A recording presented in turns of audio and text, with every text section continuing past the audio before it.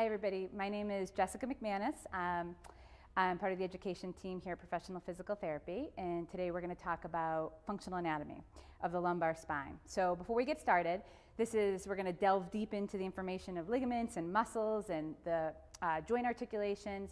It's all great information. It helps us understand where we need to go with our patients, but I caution you to take that language, and when you describe it to your patients, make sure you're speaking to them like human beings and making sure that we're not going too deep into the anatomy, and we're really just teaching them how to get back on the path to recovery. So first thing we're going to look at is just the general structure of the spine. You guys know this: 5 lumbar vertebrae, 5 sacral segments, 4 coccygeal segments. Cool part when you look a little closer at the spine here is that it's got these beautiful natural curves, and Kapanji tells us that it's meant to sustain axial load, and this spine here is actually sustaining 10 times the axial load that it could if we had a straight rod in our back. So that's good news. So next we're going to look at the bony anatomy, guys. So again, you know this, I'm going to fly through it, but first we've got the vertebral body, nice big block-like structure because it's meant to sustain most of our weight bearing. In fact, 80% of the weight bearing in an upright spine. From there, we've got the pedicles. So the job of the pedicle is just what it looks like. It's to connect the vertebral body to the posterior aspect of the vertebrae, and it transmits forces from the posterior aspect of the vertebrae forward so the vertebral body can take them for us. Next, we've got the lamina. Lamina have 2 important jobs. The first one is it's sort of the roof to that neural arch that encases our spinal cord, and the second one is to transmit force to the pedicles, which then go to the vertebral body. Another important piece of the bony anatomy is the pars interarticularis. This is part of the lamina, and it's important in function because we need to understand that when there's excessive forces through this area, we can sometimes sustain stress fractures here, which you guys have all seen or heard about in the past, that good old spondylolysis and spondylolisthesis. And I've got a little image here of what that looks like on an x-ray. Pretty common repetitive trauma, gymnasts we can see this type of thing with.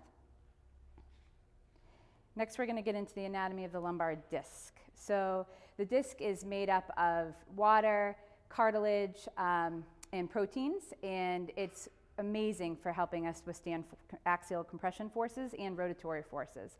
It's 70 to 80% water in the center, and on the outer annulus it's a little bit more cartilaginous and it's a little bit less water.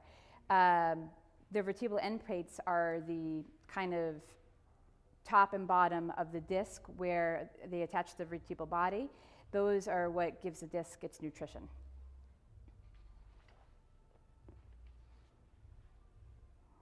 So now let's get into the ligaments. So the ligaments are in our spine to protect our spinal cord. They limit our end range motions. So we're going to go through quick one at a time, but the first ligament is the vertebral disc. So the annulus fibrosus is amazing at withstanding tension and torsional forces.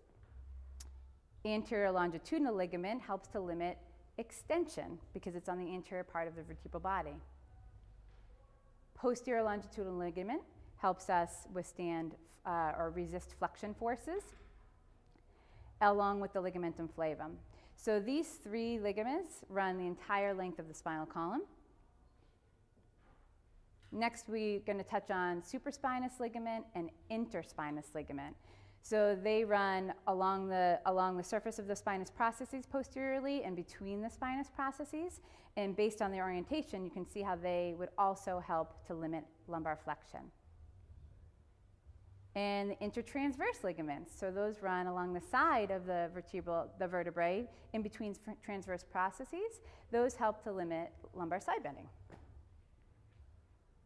So let's get a little bit into the kinematics of the lumbar spine, but you guys are going to hear about a lot of that later as well. Kinematics of the lumbar spine is, first, the amount of motion depends on the size of the disc, and the direction of force depends on the orientation of the facet joints. There are some general guidelines here for what norm is, but there's such a vast difference in what norm is that these are just a guideline. You really have to look at the patient in front of you.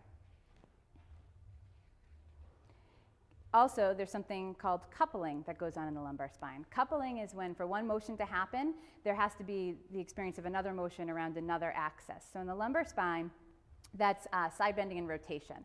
So what we know from the literature is that for side bending to occur, at least some rotation has to occur, and vice versa. It's very interesting because despite how much we know, when we looked at a review of 24 studies, beyond that, we're really don't have any other evidence. But know that for side bending to occur, some rotation has to occur in the lumbar spine. Lumbopelvic movement. So another one, here's what we know. We know that when we flex forward at the lumbar spine, we also have some motion from the pelvis at the hip joint. It's believed that this is most likely to allow for decreased stress in the lumbar spine with forward bending, letting the hip joint take up some of that motion. And that's what we call lumbar pelvic motion or lumbopelvic rhythm. Also important to understand is that if we have hypomobility in the lumbar spine, you may have more motion in the hip, or you may have hypermobility at an adjacent lumbar level. Another thing about spinal movement is the kinetics, so compression and shear forces. We have these beautiful large vertebral bodies that help us withstand compressive forces, and that's why they take up 80% of our compression. We also get compression through the loads of the muscles, which we're going to get into, around the lumbar spine, but that would be compressive load of big muscles like the psoas, the rectus abdominis, the effect that the thoracolumbar fascia can have when it's tensed, but we'll get into that. Shear forces are the anterior translation of the lumbar vertebrae. They can be caused by just a lordotic curve in the lumbar spine creating some shear, and the shear force is stopped by the orientation of our facet joints. This can be different in different patients based on whatever plane of motion those facet joints can sit. But generally, the facet joints sit in the frontal plane in the lumbar spine. So here's a quick general overview of some of the muscles. We've got what Stuart McGill calls the abdominal hoop. The abdominal hoop is this wonderful protective muscles around our trunk. Anteriorly, it's external and internal obliques and the transverse abdominis muscle. Posteriorly, it's the muscles of the posterior spine and the thoracolumbar fascia. So you can see how this kind of encases our spine and our organs in our trunk. Now let's kind of delve into that anatomy, going superficial to deep. So the most superficial is the thoracolumbar fascia. Attached to that are the lats, the glute max, the internal and external obliques, and the transverse abdominis. It's important to understand this because when we have a contraction of any of those muscle groups, they can put tension on that fascia. So if you see in the picture here, there's a contraction of the lat and the contralateral glute happening. That creates tension on the fascia and hence a compressive load on the lumbar spine. This is our body's way of creating more stability in the lumbar spine, and we can use that understanding to apply it to our exercise prescription. So we go a level deeper and we've got the erector spinae. They're pretty intricate. In lateral to medial, we've got iliocostalis, longissimus, and spinalis. Within those three categories, there's even three more subcategories. But the biggest thing to understand about the erector spinae, they're the primary trunk extensors.